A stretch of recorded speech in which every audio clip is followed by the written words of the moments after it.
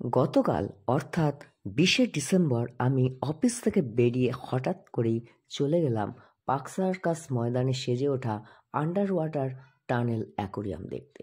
Park circus অর্থাৎ বেনিয়াপুকুরে সেজে উঠেছে এই আন্ডার ওয়াটার টানেল অ্যাকোরিয়াম।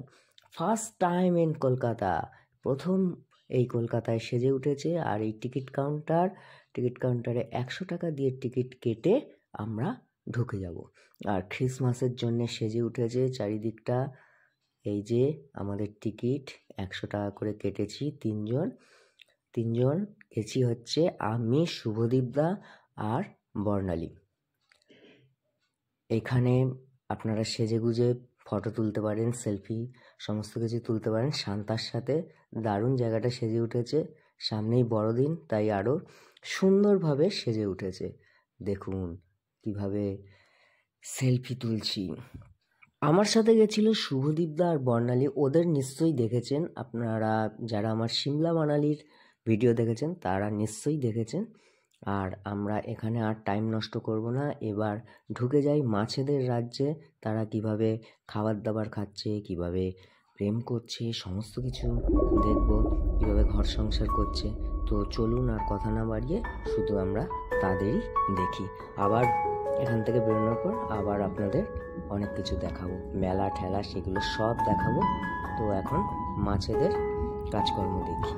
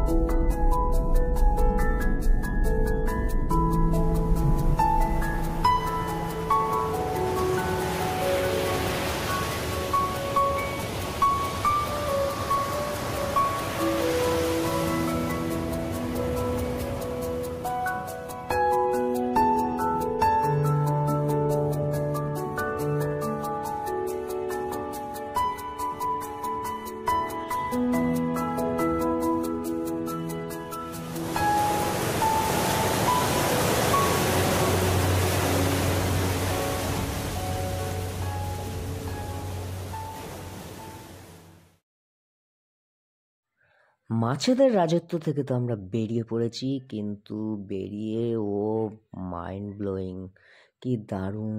ও বাবা, কত বড় তিমি মাছ!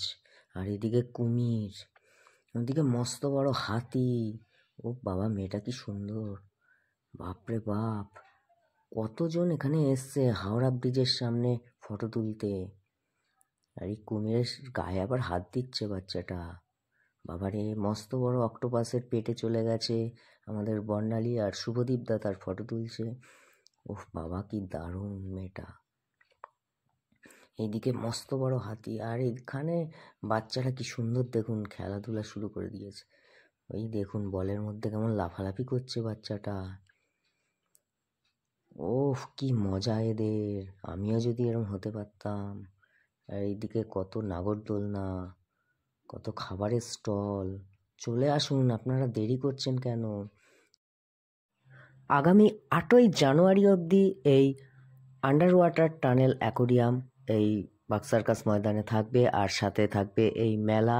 তো আপনারা দেরি করবেন না, চলে আসুন, 100 টাকার টিকিট কেটে ঢুকে পড়ুন এই আন্ডার ওয়াটার টানেল অ্যাকোরিয়াম দেখতে। আপনার ক্রিসমাসের ছুটির কোনো একটা সন্ধে চলে আসুন। ভালো থাকবেন, সুস্থ থাকবেন, আর দেখতে থাকুন দ্য বং মেসেঞ্জার।